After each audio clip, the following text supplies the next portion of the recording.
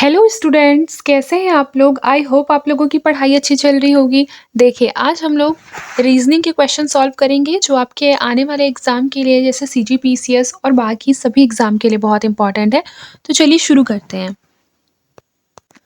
तो आज का हमारा टॉपिक है स्ट्रॉन्ग एंड वीक आर्गुमेंट्स। ठीक है, देखिए इसमें आपको बताना है कि कौन से तर्क जो हैं वो मजबूत हैं और कौन से जो तर्क हैं वो निम्नतर स्तर के हैं। ठीक है, ठोस और कमजोर तर्कों के बीच अंतर करना है। चलिए शुरू करते हैं। देखिए, यदि आपको ऑप्शन ए चूज करना है, इफ यज्ञ जो ऑप्शन नंबर 1 है, मतलब जो तर्क एक होगा, यदि वो ज़्यादा मजबूत होगा तो आपको ए चूज करना है। बी तब चूज करना है जब तर्क नंबर दूसरा जो होगा वो ठोस होगा। और सी आंसर देना है या तो एक या तो दो ठोस होगा। ठीक है, और फिर आपको डी आंसर देना है जबकि नन होगा। ठीक है, फिर उसके बाद है ई आंसर देना है जबकि बोथ होगा। ठीक है, दोनों ही जो तर्क होंगे वो ठोस होंगे। चलिए आइए पहला क्वेश्चन सॉल्व करते हैं। देखिए, पहला क्वेश्चन में स्टेटमेंट है कि क्या सार्वजनिक अवकाशों की संख्या कम करनी चाहिए। बताइए, आप खुद से सोचिए। ठीक है, अब दो तर्क दिए हुए हैं, आइए दोनों को एक एक करके पढ़ते हैं। लिखा है कि नहीं, इससे गुहार और शोरगुल होने लगेगा। और दूसरे में लिखा है हाँ, जितनी जल्दी हो सके उतनी जल्दी करना चाहिए। तो बताइए इसका आंसर क्या होगा। देखिए, ये दोनों ही क्या है, ठोस तर्क नहीं है, ना तो तर्क एक ना तो तर्क दो, यानी इसका आंसर होगा डी, नन, जिसमें था कि दोनों ही तर्क जो है वो मजबूत नहीं है। फिर देखिए हमारा अगला क्वेश्चन है, स्टेटमेंट कह रहा है कि क्या भारत में स्कूली शिक्षा मुफ्त कर दी जानी चाहिए। तर्क में पहले में लिखा है कि हाँ, यह साक्षरता स्तर बढ़ाने का एकमात्र तरीका है। फिर दूसरा तर्क है कि नहीं, यह एक्सचेकर पर बोझ को बढ़ाएगा जो पहले से ही भारी है। तो बताइए इसका करेक्ट आंसर क्या होगा। देखिए, पहली बात तो ये कि एकमात्र ही तरीका, ये चीज एक्सट्रीम वर्ड है और मैंने आपको ये पहले ही बताया है कि इस तरह के जो स्टेटमेंट होते हैं वो रॉन्ग होते हैं। तो ये फर्स्ट वाला रॉन्ग हो गया, और जो सेकंड वाला तर्क है कि ये पहले ही वित्तीय बोझ को बढ़ाएगा, तो ये बात बिल्कुल सही है। ठीक है, फिर देखिए हमारा अगला क्वेश्चन है, स्टेटमेंट में कह रहा है कि क्या भारतीय रक्षा बलों के अधिकारियों की सीधी भर्ती हेतु पात्रता के मानकों में छूट दी जाए ताकि पर्याप्त मात्रा में अधिकारी मिल सके। तर्क क्या कह रहा है।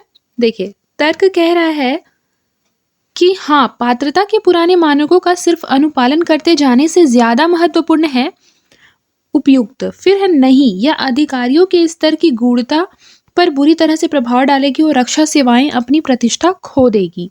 तो बताइए इसका करेक्ट आंसर क्या होगा। ये तर्क नंबर दूसरा जो है ये इंपॉर्टेंट है। ठीक है, ये तर्क ज्यादा ठोस है, इस वजह से ऑप्शन नंबर बी इसका करेक्ट आंसर होगा। फिर देखिए क्वेश्चन नंबर 5 है कि क्या भारतीय वैज्ञानिकों को जो विदेशों में सेवा कर रहे हैं उन्हें वापस बुला लेना चाहिए। दोनों तर्क एक बार पढ़िए। हाँ, पहले उन्हें मातृभूमि की सेवा करनी चाहिए और खोज, सम्मान और अन्य सुविधाओं को भूल जाना चाहिए। यह तर्क तो बहुत ही खोखला प्रतीत हो रहा है। ठीक है, जैसा आपको पता है ये गलत है। फिर देखिए, नहीं, हमारे पास पर्याप्त योग्य व्यक्ति हैं, उन्हें वही रहने देना चाहिए, वे जहाँ चाहते हैं। ये भी बिल्कुल ठोस तर्क नहीं है। तो इस तरीके से ऑप्शन नंबर डी इसका आंसर होगा, जिसमें कि नन लिखा हुआ था, मतलब दोनों ही जो तर्क है वो ठोस नहीं है। फिर हमारा छठवां क्वेश्चन है, स्टेटमेंट में बोल रहा है कि क्या सरकार को उच्च स्तरीय तकनीकी संस्था का निजीकरण कर देना चाहिए।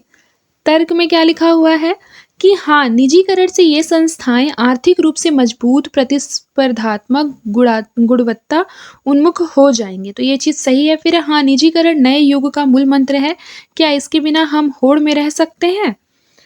तो ये भी बात जो है वो बिल्कुल सही नहीं है।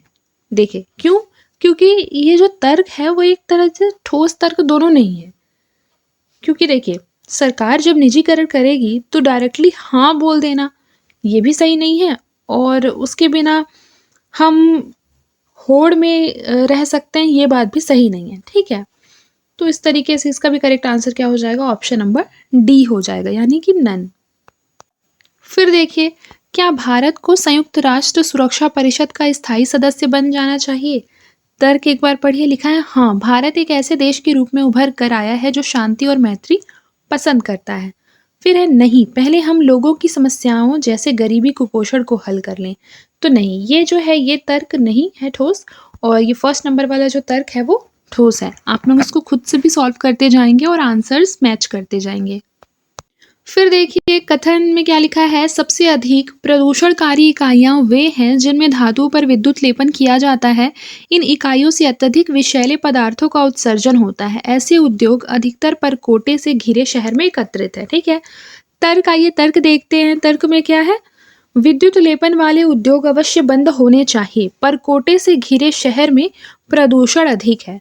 तो देखिए ये बात कि परकोटे से घिरे शहर में प्रदूषण अधिक है, ये ज्यादा ठोस तर्क प्रतीत होता है। ठीक है, फिर देखिए क्या चुनाव में वोट डालना सभी मतदाताओं के लिए अनिवार्य बना दिया जाए। तर्क क्या लिखा हुआ है कि हाँ, चुनाव ज्यादा अर्थपूर्ण होंगे और मतदाता अपनी जिम्मेदारी समझेंगे। फिर है कि नहीं, यह लोकतंत्र के सिद्धांतों के खिलाफ है। तो ये ठोस तर्क ये भी नहीं है और ये भी नहीं है, क्योंकि देखिए चुनाव के लिए मतलब चुनाव में सभी के लिए अगर अनिवार्य मतदाता बनाएंगे तो इससे जिम्मेदारी समझने का कोई ऐसा अर्थ प्रतीत नहीं होता है। और यह बात भी कि नहीं, यह लोकतंत्र के सिद्धांतों के खिलाफ है, यह भी सही नहीं है। ठीक है, यानी कि ऑप्शन नंबर डी जो होगा इसका करेक्ट आंसर होगा नन। ये दोनों ही जो तर्क हैं वो सही प्रतीत नहीं होते हैं। ठीक है, फिर देखिए 10वां नंबर क्वेश्चन है कि क्या भारत की स्कूली शिक्षा में अनिवार्य व्यावसायिक पाठ्यक्रम होना चाहिए। तो आइए इसे पढ़ लेते हैं, क्या लिखा हुआ है। देखिए, हाँ, यह शिक्षा को और अर्थपूर्ण और व्यावहारिक बनाएगा, जो कि अधिकांश छात्रों के लिए वास्तविक जीवन शैली के नजदीक होगा। सही है, नहीं छात्रों को यह विकल्प रहेगा कि वे क्या कोई व्यावसायिक पाठ्यक्रम चुने या नहीं, क्योंकि उनमें से कुछ साहित्य एवं अन्य क्षेत्रों में हो सकता है जाना चाहते हैं। ये भी सही है। ठीक है, ये दोनों ही तर्क क्या है, बिल्कुल ठोस है, यानी ऑप्शन नंबर ई इसका करेक्ट आंसर होगा। फिर देखिए 11वां नंबर क्वेश्चन क्या है कि क्या सरकार व्यावसायिक कोर्सेज जैसे कि मेडिकल, इंजीनियरिंग आदि के लिए निजी कॉलेजों को बढ़ावा दे। तर्क में बोल रहा है कि हाँ, वित्तीय कठिनाइयों के कारण केवल सरकार ही ऐसे कॉलेजों की स्थापना नहीं कर सकती है। तो बताइए ये सही है कि गलत है। तो जाहिर सी बात है ये तर्क ठोस नहीं है। नहीं, हमारे यहाँ काफ़ी मात्रा में डॉक्टर और इंजीनियर हैं। ऑब्वियस सी बात है, ये भी जो तर्क है वो ठोस नहीं है, यानी ऑप्शन नंबर डी इसका करेक्ट आंसर होगा।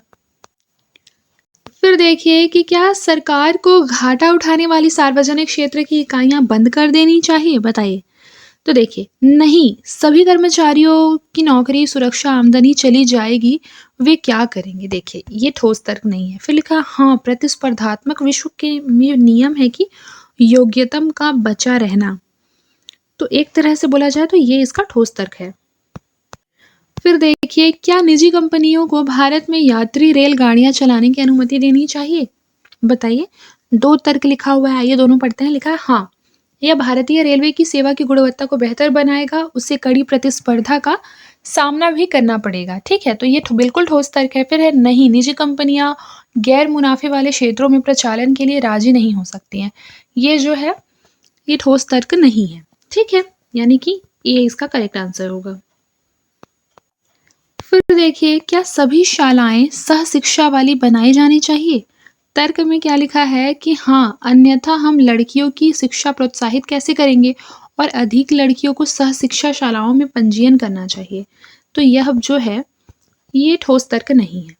फिर लिखा है नहीं, हमारे जैसे रूढ़िवादी समाज में अभिभावकों में सह शिक्षा के विरुद्ध कई प्रतिबंध होते हैं और लड़कियों की शिक्षा में बाधक हो सकते हैं।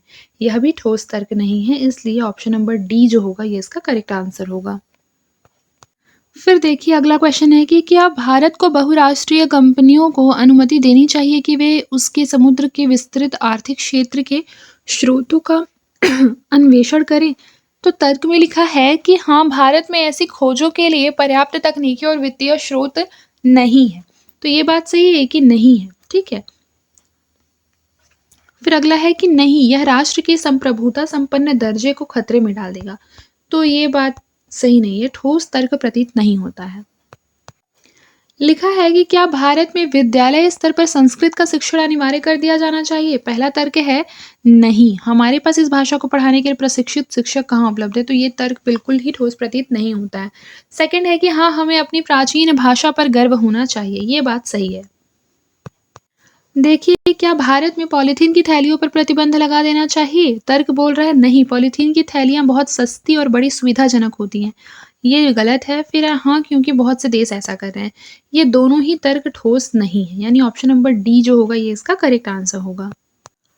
अगला क्वेश्चन है कि क्या बड़े शहरों एवं महानगरों में झोपड़ियों में रहने वाले को मुफ्त मकान की व्यवस्था की जानी चाहिए? तर्क है नहीं, बहुत से झोपड़ी में रहने वाले निर्धन तथा निरक्षर हैं। तो बताइए ये तर्क सही है? नहीं, ऐसा नहीं है, तो ये गलत है।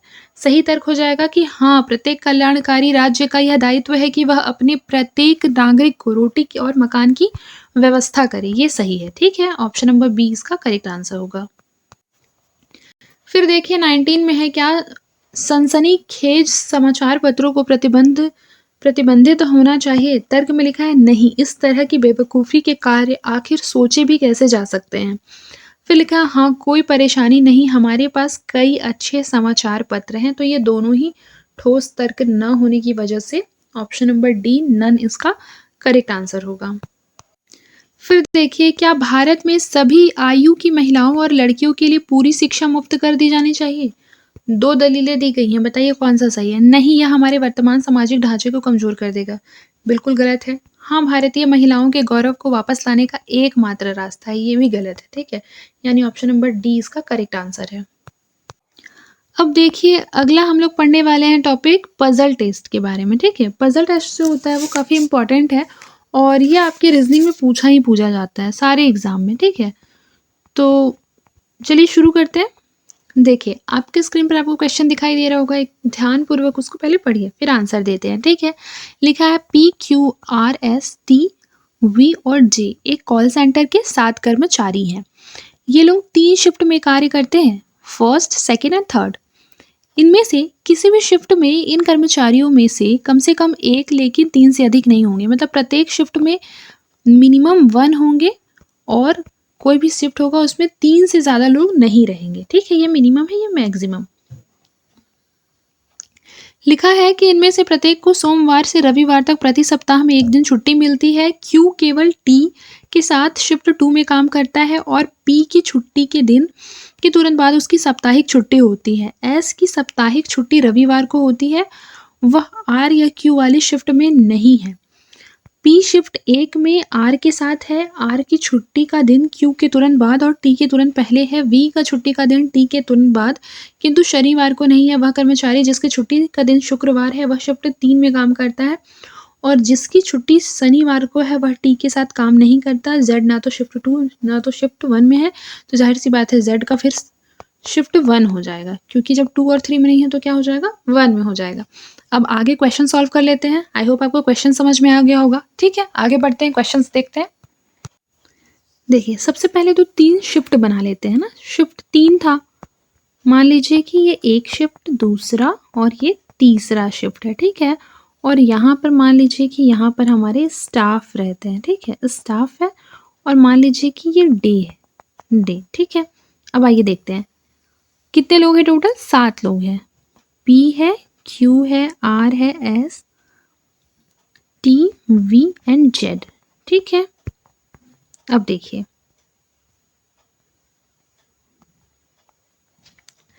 ठीक से देखिएगा, ठीक है। देखिए इसमें क्या कह रहा था, सबसे पहले हम Z को भर लेते हैं। Z हमारा 1 में होगा क्योंकि Z को बोला कि 2 और 3 में Z नहीं होगा, ठीक है। फिर एक बार और अच्छे से क्वेश्चन पढ़ लेते हैं।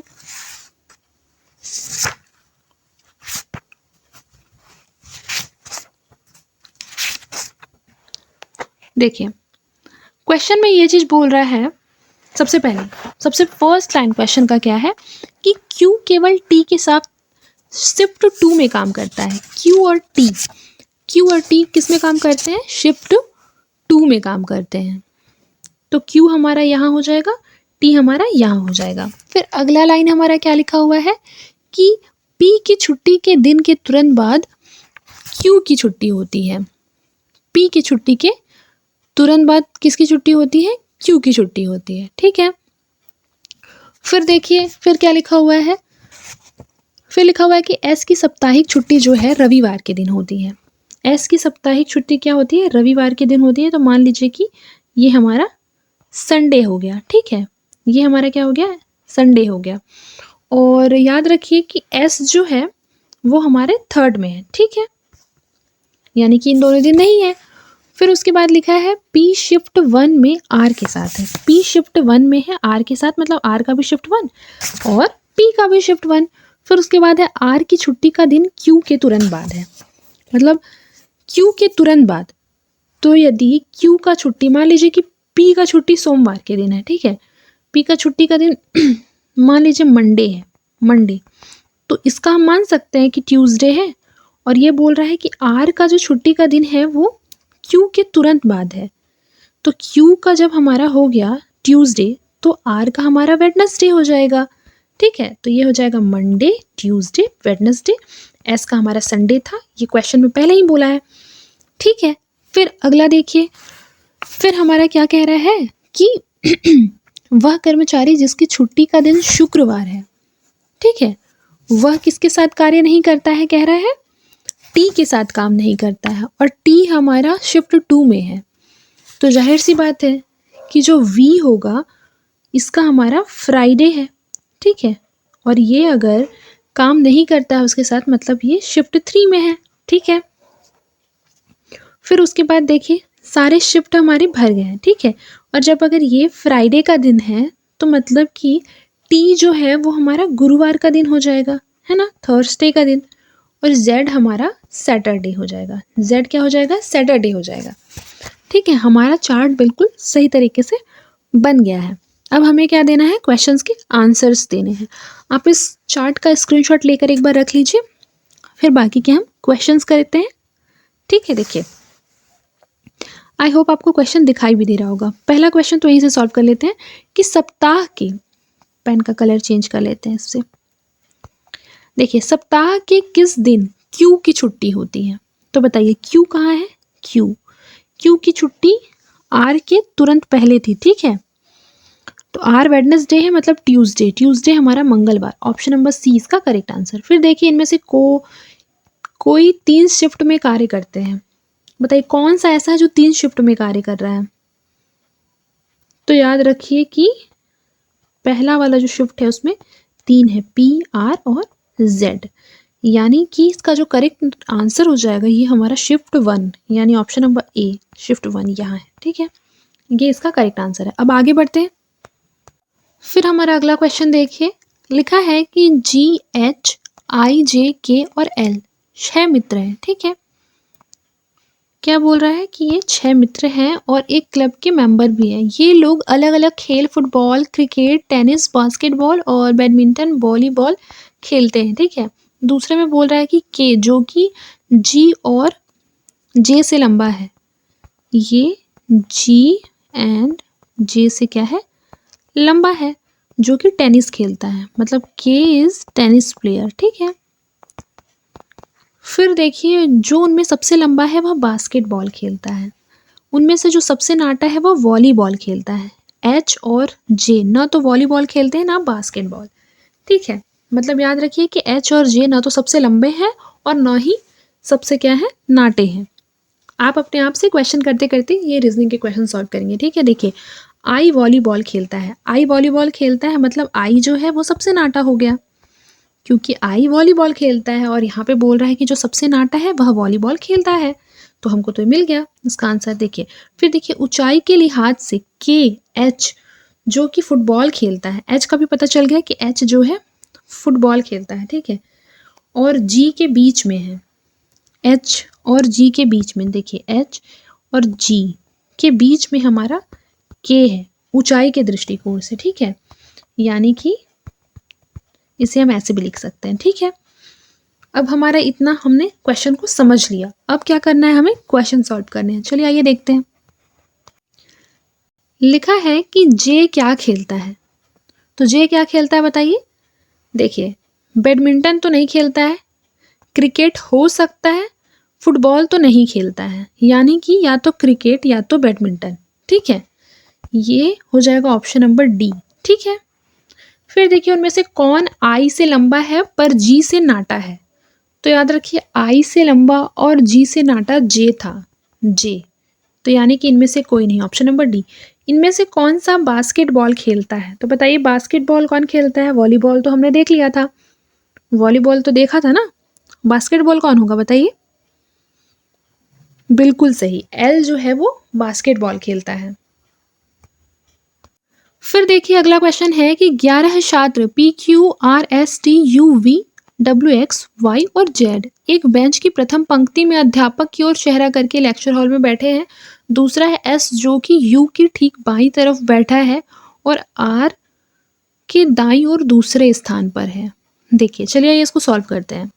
सबसे पहले बोल रहा है एस जो कि यू के ठीक बाईं तरफ बैठा है, ठीक है, ये एस है, मान लीजिए ये यू है और एस क्या हो गया, यू के बाईं तरफ लेफ्ट साइड पे बैठा है, ठीक है। फिर देखिए लिखा है आर के दाईं तरफ दूसरे स्थान पर है, एस आर से दूसरे स्थान पर है, लेकिन एस आर के दाईं तरफ है, मतलब आर हमारा यहाँ होगा, दूसरे स्थान पर है, मतलब यह स्थान क्या है, खाली होगा, ठीक है, यही तो कह रहा है। फिर देखिए अगला क्या है, अगला क्या कह रहा है, टी जो कि पी के बाईं ओर दूसरा है एक सिरे पर बैठा है। टी क्या हो जाएगा, एक सिरे पर, जैसे ये तो हमारा यू इधर था, मान लीजिए टी हम यहाँ सिरे की ओर बना दे रहे हैं, ठीक है, सबसे किनारा सिरे में, ठीक है। टी जो कि पी के बाईं ओर दूसरा है, पी के बाईं ओर, तो मतलब पी के बाईं ओर दूसरा मतलब यहाँ पर एक स्थान और है, ठीक है, बाईं ओर दूसरा है, ठीक है, एक सिरे पर बैठा है, ये भी हो गया कंप्लीट। फिर है वाई पी और क्यू का तत्कालिक पड़ोसी है। वाई जो है वो पी और क्यू का तत्कालिक पड़ोसी, तो यानी कि क्यू हमारा, देखिए वाई तत्कालिक पड़ोसी है यानी वाई हमारे बीच में होगा क्यू और पी के, ठीक है, और वी के बाईं ओर तीसरा स्थान है, वी के बाईं ओर तीसरा स्थान, तो मान लीजिए ये जगह हमारा छोटा पड़ गया है, रुकिए यहाँ लिखते हैं, टी के बीच में जगह खाली था पी और वाई पड़ोसी था पी और क्यू का, और याद रखिए ये बोल रहा है कि वी के बाईं ओर वाई का स्थान तीसरा है, तो मतलब कि 1 और 2 यहाँ 2 लोग और आएंगे और वी के बाद आप तीसरा स्थान क्यू का है, ठीक है, अब ये सही है। और फिर हमारा यहाँ पर आर था, आर के बीच में भी स्थान था और एस और यू, ठीक है। फिर देखिए डब्ल्यू एस के तत्काल बाईं ओर बैठा है, एस का बायां भाग कौन सा है, ये है, ठीक है, यानी ये है, ठीक है, और एक्स के दाईं ओर तीसरा है, एक्स हमारा कहाँ है, डब्ल्यू का एक्स के दाईं ओर तीसरा स्थान, मतलब एक्स हमारा यहाँ है, यहाँ से आप 3 स्थान जोड़ेंगे तो डब्ल्यू आएगा, ठीक है। फिर हमारा ये 2 जगह बच गया है, ठीक है, तो जाहिर सी बात है यहाँ पर हमारा z बचा है, ये z हो जाएगा, और फिर उसके बाद हमारा x बचा है, तो यहाँ पर x हो गया, ठीक है। टोटल कितने लोग थे, 11 लोग थे, एक बार गिन लीजिए तो ठीक से, 1 2 3 4 5 6 7 8 9 10 11, ठीक है, ये नहीं है, ये नहीं है, ठीक है, ये गलती से गलत 2 गोला बन गया है, ठीक है। फिर अगला देखिए, अगला क्या लिखा हुआ है, ये तो हमारा रेडी हो गया, ठीक है, आई होप आपको ये क्लियरली दिखाई दे रहा होगा, एक बार मैं इसे फिर से लिख देती हूँ। देखिए ये टीचर की ओर मुंह करके बैठे हैं ना, तो हमने सेंटर पे बनाया टी, टी के बाद हमने बनाया जेड, पी वाई क्यू था, फिर X V R W S U. एक बार आप क्वेश्चन को पढ़िए और एक बार खुद से बनाइए कि आपका ये क्रम आ रहा है कि नहीं, ये रहा आपका क्वेश्चन, ठीक है। फिर अब क्वेश्चन की ओर बढ़ते हैं। क्वेश्चन कह रहा है कि निम्नलिखित में से कौन से 2 छात्र दोनों सिरों पर बैठे हैं, तो एक तरफ टी बैठा है और एक यू बैठा है, बहुत इजी है। फिर निम्नलिखित में से कौन से 4 छात्रों का समूह वी के ठीक दाईं ओर बैठा है, तो वी के दाईं ओर कौन था बताइए, बताइए वी के दाईं ओर कौन था, बिल्कुल सही, आर डब्ल्यू एस वी, ठीक है, वी के दाईं ओर आर डब्ल्यू एस वी। फिर निम्नलिखित में से कौन पंक्ति के ठीक मध्य में बैठा है, तो याद रखिए पंक्ति के ठीक मध्य में एक्स बैठा था, ठीक है। फिर देखिए 49 है कि बैठने के आयोजन में कौन सा कथन अनावश्यक है, तो ये कौन सा कथन अनावश्यक है, कोई भी कथन अनावश्यक नहीं है, ठीक है, सारा इंपॉर्टेंट था। फिर बैठने के आयोजन में निम्नलिखित में से कौन सा कथन जो है वो सत्य है?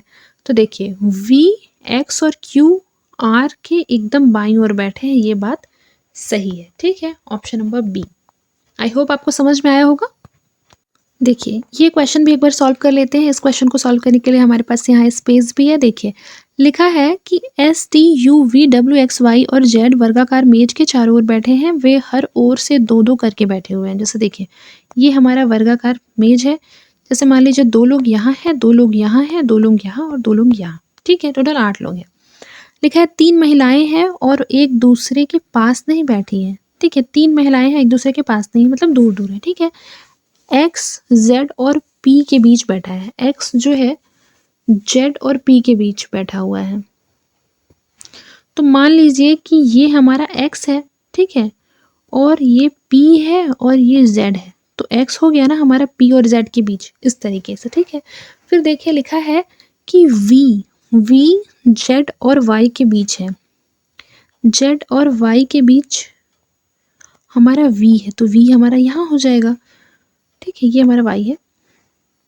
फिर है वी एक महिला है, वी क्या है हमारी, ये वी है, वी एक महिला यानी फीमेल है, फीमेल, ठीक है।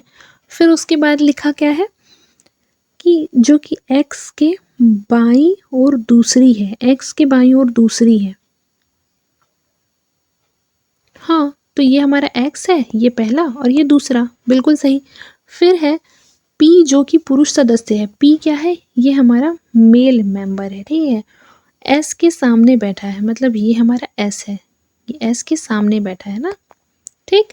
फिर क्या लिखा हुआ है, पी और डब्ल्यू के बीच एक महिला बैठी है, पी और डब्ल्यू, ये डब्ल्यू हो जाएगा तब ना, इसके बीच में एक महिला बैठेगी, तो ये हमारा यू बचा हुआ था, तो ये हमारा यू हो जाएगा, ठीक है।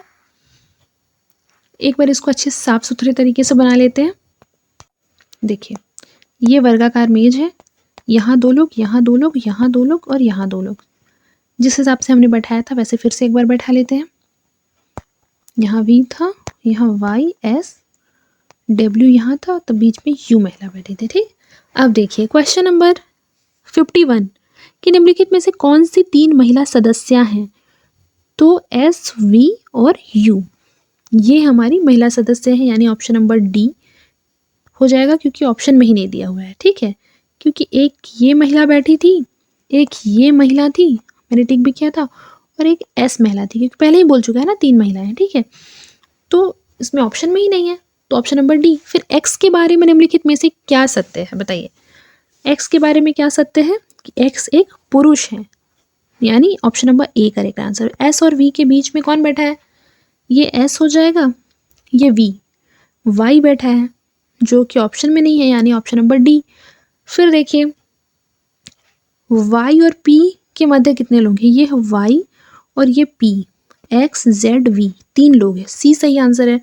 पी के ठीक बाईं ओर निम्नलिखित में से कौन बैठा है, पी के बाईं ओर, बताइए, बिल्कुल सही, पी के बाईं ओर कौन बैठा है बताइए, एक्स बैठा है, ये पी है, पी का बायां एक्स है, ठीक है, दाएं पूछता तो यू होता, ठीक है, इस तरीके से आपको सॉल्व करना है।